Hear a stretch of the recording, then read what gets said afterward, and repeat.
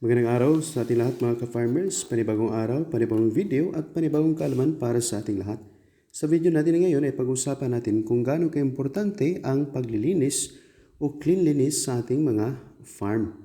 Kung gaano ito kaimportante sa kung anong mga inaalagaan natin. Kung gusto mong matuto, panoorin mo ang video ito.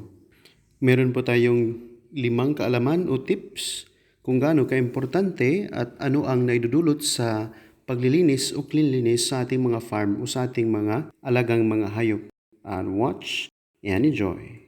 Regular cleaning is extremely important in poultry farming and other types of farming for several reasons. 1. Disease prevention. Regular cleaning can help prevent the spread of diseases. Many harmful bacteria and viruses can survive in dirt and waste, so regular cleaning can help keep your animals healthy. 2. Productivity. Clean environments can increase productivity. Animals that live in clean environments are less likely to get sick and more likely to grow and produce at their best. 3. Food safety. If you're raising animals for consumption, regular cleaning is crucial for food safety. Contaminated meat or eggs can cause foodborne illnesses. 4.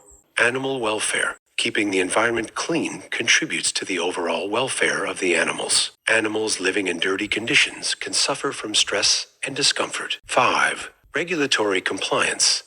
In many places, regular cleaning of farms is required by law. Failure to meet these standards can result in fines or other penalties. Overall, regular cleaning is a best practice for any type of farming, including poultry farming. It's an investment in the health and productivity of your animals and the safety of the food you produce.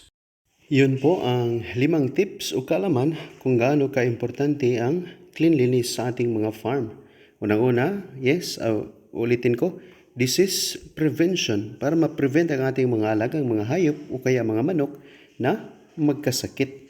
Dapat sila ay ang kanilang mga pagkainan, ang kanilang mga painuman, ang kanilang tirahan ay dapat malinis. Pangalawa, ang naidudulot din sa paglilinis o cleanliness sa ating mga farm ay productivity. Kapag sila ay laging malinis, palaging napaliguan, palaging lilinisan ang kanilang mga pagkainan, nagbibigay din sila, kung kaya manok, nagbibigay sila ng maraming mga itlog or great harvest. Hindi sila namamatay.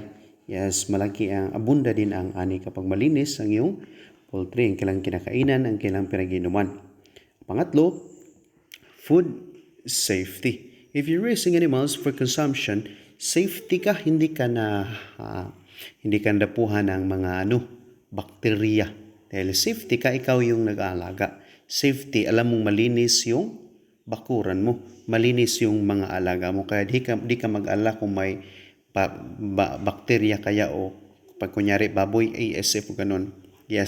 You are sure enough na yung kakainin mo kapag yung mga inaalagaan mo ay for consumption, makasiguro kang malinis at malayo sa sakit. At pang-apat, animal welfare para sa kapag-ananing yung mga inaalagaan. Kapag sila ay marumi, ay meron silang magkakasakit, masa-stress, mamatay at malulugi ka. Dapat sila ay laging inaalagaan, laging pinoprotektahan. At panglima, regulatory compliance. Kapag ikaw ay nag-alaga ng mga manok, meron kang malaking poultry, kaya baboy, may compliance din yan para sa mga rules ng ating mga environment. Dapat yung amoy nila, hindi nakaabot doon sa maraming mga bahay.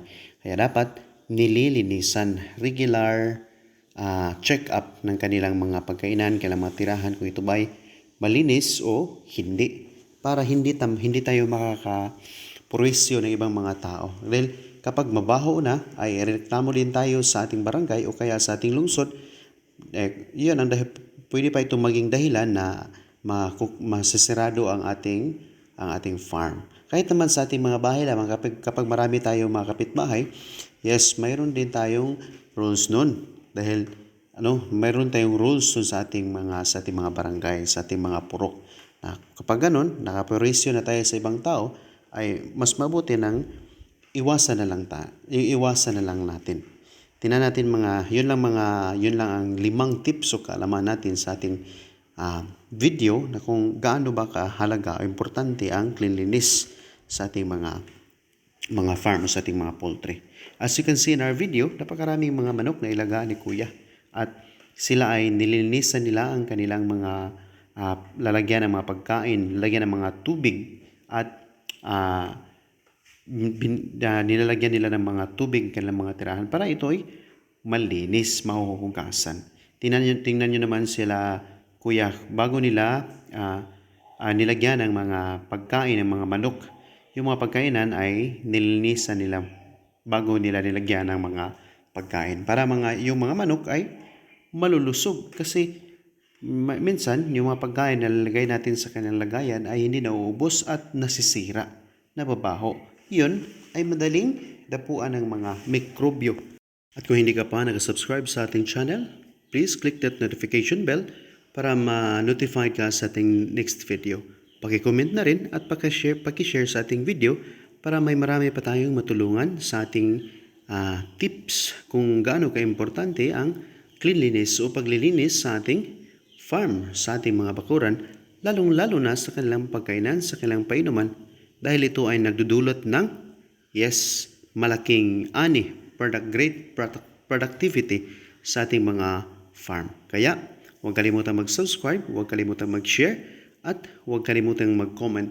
Kung ikaw ay isang farmer din, mag-comment ka kung ano rin ang iyong pamamaraan sa pag-alaga ng mga manok at ng iba pang mga hayop sa iyong bakuran. Pwede mo rin ilagay ang iyong number at pwedeng ilagay ang inyong pangalan. At kung may channel ka, pwedeng ilagay dito para ma-promote natin sa ating YouTube channel.